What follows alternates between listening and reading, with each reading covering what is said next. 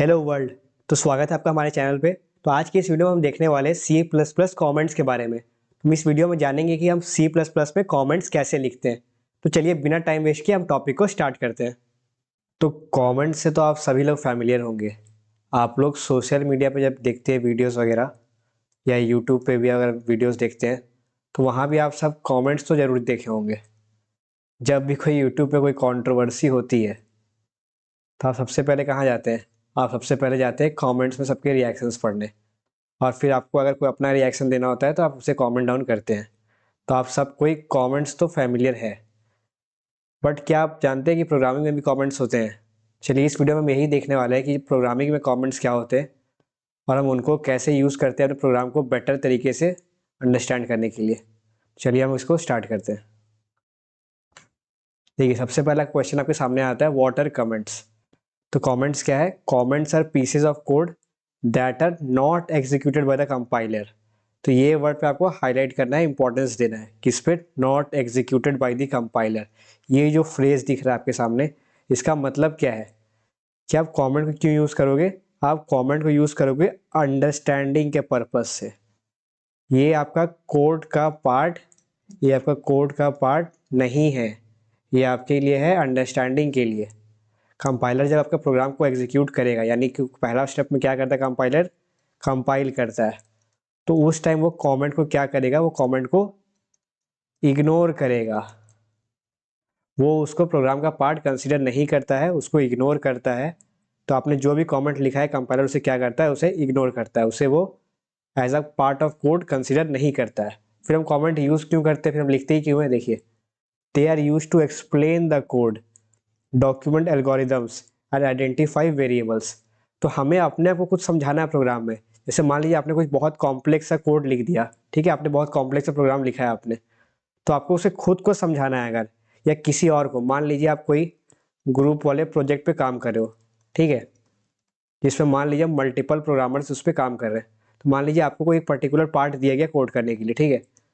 तो आपने वो कोड में मान लीजिए कुछ बहुत ही कॉम्प्लेक्स चीज़ यूज़ किया है, जो आपको तो समझ में आ रहा है कि हाँ आपने यूज़ किया तो आपको पता है, बट बाकी जो आपके साथ वाले जो प्रोग्रामर जो उस पर काम करने वाले हैं, उनको भी वो चीज़ समझ में आ जाए तुरंत। तो आप उसको क्या करते हो? आप साइड में उसमें कमेंट्स लिखते हो। कमेंट्स आप क्या करते हो? आप क्या अपने कोड को एक्सप्लेन करते हो बेटर तरीके से, ताकि आपको और साथ साथ अगर आपके साथ कोई और दूसरा भी वो कोड को देख रहा है तो उसे वो कमेंट पढ़ के क्लियर हो जाए कि ये चीज़ आपने प्रोग्राम में किस लिए यूज़ किया था। कमेंट का मेन पर्पज़ क्या है? To explain the code. किसको एक्सप्लेन करना है? To yourself and others. आपको और आपके साथ वाले लोग जो उस प्रोग्राम को देखने वाले हैं, जो उस पर काम करने वाले हैं, उनको भी कमेंट कोड को समझाने में बेटर तरीके से एक्सप्लेन करता है, ठीक है। अब देखिए, comments can make your code easier to read and understand both for yourself and for others. जैसे कि मैंने अभी बताया, आपको और अदर्स के लिए। तो आप खुद तो उससे समझेंगे कि आपने कोड में क्या यूज़ किया। फ्यूचर में अगर कोड वापस से पढ़ते हैं तो आपको क्लियर हो जाएगा, हाँ। और जैसे ही कमेंट पढ़ोगे आपको समझ में आ जाएगा ये पार्ट में आपने किस लिए क्या यूज़ किया था, इसके पीछे का लॉजिक क्या था। और जो दूसरा कोई भी पढ़ेगा आपका कोड, उसे भी तुरंत समझ में आ जाएगा, हाँ आपने इसलिए ये चीज़ को यूज़ किया था, इसलिए हम कमेंट को यूज़ करते हैं, ठीक है। अब देखिए, कमेंट्स होते हैं सी प्लस प्लस में कितने? 2 टाइप्स के होते हैं। कितने टाइप्स? 2 टाइप्स के। वो कौन कौन से टाइप है? वो है सिंगल लाइन कमेंट और दूसरा है मल्टी लाइन कमेंट। तो नाम से देखिए क्लियर हो रहा है, सिंगल लाइन कमेंट मतलब जो एक लाइन में आपको कमेंट अगर लिखना है सिर्फ, तो आप उसे क्या कहेंगे? Single line. आपको कमेंट अगर मल्टीपल लाइन्स में लिखना है तो उसे हम क्या कहते हैं? Multi line comment.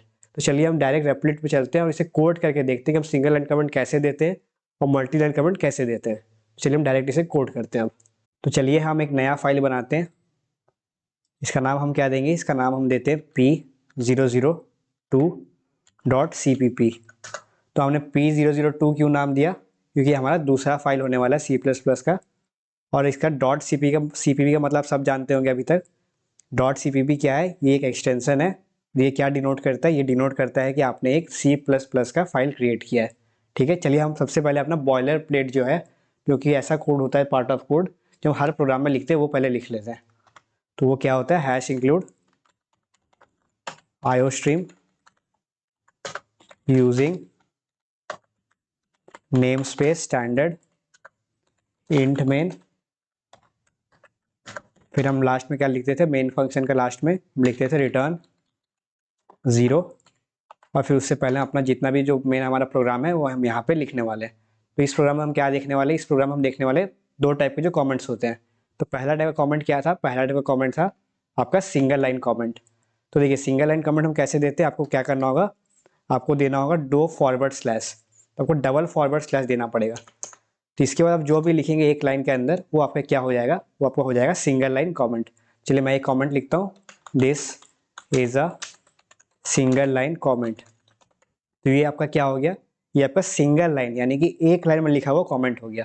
तो आपने इसे कैसे दिया, आपने इसे दिया दो फॉरवर्ड स्लैश, उसके बाद जो भी आप लिखेंगे वो क्या होगा, आपका कमेंट का पार्ट हो जाएगा। ठीक है, अब हमें दूसरा देखना है कमेंट। दूसरा क्या था, दूसरा था हमारा multi line comment. Multi line मतलब मल्टीपल लाइन्स में, यानी आपको अगर बहुत सारे लाइन्स में कमेंट लिखना है तो उसको कैसे लिखेंगे आप। देखिए मल्टीपल लाइन कमेंट में क्या होता है, एक स्टार्टिंग का स्टेट होता है और एक एंडिंग का स्टेट होता है। तो हम स्टार्ट कैसे करते हैं उसे, स्टार्ट करते हैं उसे एक फॉरवर्ड स्लैश के साथ, और दूसरा उसके बाद क्या लिखते हैं हम, एक स्टार या एस्ट्रिक का सिंबल देते हैं हम। देखिए ये आपका हो गया स्टार्टिंग का हो गया, ये आपका मल्टी लाइन कमेंट का स्टार्ट हो गया। अब इसके बाद आप लिखेंगे अपना मल्टी लाइन का जो कमेंट आपको लिखना है वो लिखेंगे। मैं यहाँ लिखता हूँ दिस इज अ, फिर मैं एंटर देता हूँ। देखिए मैं नेक्स्ट लाइन पर आ चुका हूँ, ये कमेंट अभी भी कंटिन्यू होगा आपका। क्यों कमेंट कंटिन्यू होगा, क्योंकि ये मल्टीपल लाइन्स का कमेंट है। तो मैं लिखूंगा this is a multi line, मैं एक और एंटर देता हूँ कमेंट। आप देखिए एक मेरा कमेंट तो कंप्लीट हो गया, लेकिन इसे क्लोज भी करना पड़ेगा क्योंकि ये मल्टी लाइन कमेंट है। तो क्लोज इसे हम कैसे करेंगे, इसे हम क्लोज करेंगे, पहले हमें लिखना पड़ेगा एस्ट्रिक या स्टार का सिंबल, उसके बाद हमें देना होगा फिर से फॉरवर्ड स्लैश। तो ये आपका कमेंट क्लोज हो गया। तो ये हमारा पूरा क्या हो गया, ये हमारा हो गया मल्टी लाइन कमेंट, और ये हमारा क्या हो गया, ये हमारा हो गया सिंगल लाइन कमेंट। आपको प्रोग्राम में जैसे भी आपको जो भी आपको लिखना है, जिसमें भी आपको सुविधा महसूस हो, अगर आपको लगता है कि आपको सिंगल लाइन कमेंट से आपका काम चल जाएगा तो आप यहाँ पे सिंगल लाइन कमेंट को इस तरह से यूज़ करिए। अगर आपको लगता है कि नहीं आपको मल्टीपल लाइन में कोई चीज़ एक्सप्लेन करना है तो आप बिल्कुल आराम से मल्टीपल लाइन कमेंट भी आप आराम से प्रोग्राम में यूज़ कर सकते हैं। तो कैसे मल्टी लाइन कमेंट देना होगा, आपको सबसे पहले उसको स्टार्ट करना होगा। स्टार्ट कैसे करेंगे, एक फॉरवर्ड स्लैश हो गया आपका, उसके बाद आपका एस्ट्रिक या स्टार का सिंबल। जब आपको क्लोज करना होगा तो आप कैसे क्लोज करेंगे, आप उसे क्लोज करेंगे पहले स्टार का सिंबल, उसके बाद आपको देना होगा एक फॉरवर्ड स्लैश। तो ये आपका हो गया सिंगल लाइन कमेंट, ये आपका हो गया मल्टी लाइन कमेंट। तो चलिए अब हम देखते हैं tips for writing good comments. तो सबसे पहला पॉइंट क्या है आपके लिए, देखिए सबसे पहला पॉइंट है keep your comments concise and to the point. तो आप जो भी कोड को जो एक्सप्लेन करना चाहते हैं कमेंट के थ्रू, आप उसे क्या रखिए, कंसाइज यानी कि शॉर्ट रखिए, और टू द पॉइंट, जितना हो सके उतना डायरेक्टली वो चीज़ को एक्सप्लेन कर दिया, बात को घुमा फिरा के उसमें मत लिखिए, टू द पॉइंट रखिए ताकि जो पढ़ने वाला है उसे तुरंत समझ में आ जाए। ठीक है, और देखिए दूसरा पॉइंट क्या है, अवॉइड यूजिंग जार्गन। अब जार्गन क्या होता है, ये जार्गन होता है कॉम्प्लेक्स टर्म या फिर हाई फाई टर्म्स। देखिए ये आपको अवॉइड करने क्यों कहा जा रहा है कमेंट्स में, आपने कोई चीज़ का अगर कमेंट लिखा है तो उसका मतलब क्या है, जो चीज़ का कोड है वो कोड का पार्ट वो ऑलरेडी बहुत कॉम्प्लेक्स होगा, तब जाके आपने उसको एक्सप्लेन करने के लिए कमेंट का यूज़ किया है। अगर आपने कमेंट के अंदर जार्गन यूज़ कर दिया तो क्या होगा, इंसेप्शन क्रिएट हो जाएगा। क्या इंसेप्शन क्रिएट होगा, जो प्रोग्रामर आपका कमेंट जो पढ़ रहा है वो क्यों पढ़ रहा है, क्योंकि उसे कोड समझ में नहीं आया है, वो पहले कोड आपका देखा होगा, उसे कुछ समझ में नहीं आया तब जाके वो आपका कमेंट रीड करेगा।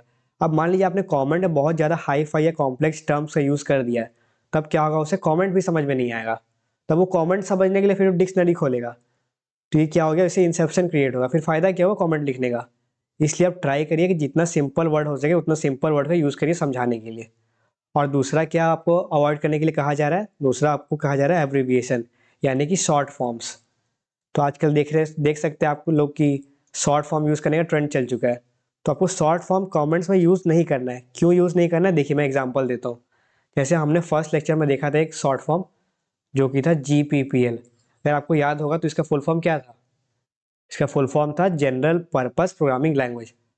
तो आप लोगों ने में से जितने लोगों ने भी फर्स्ट लेक्चर देखा होगा उनमें से भी कुछ लोग इसका मतलब अभी तक भूल चुके होंगे, इसका फुल फॉर्म कि GPPL को हम जनरल पर्पस प्रोग्रामिंग लैंग्वेज कहते थे।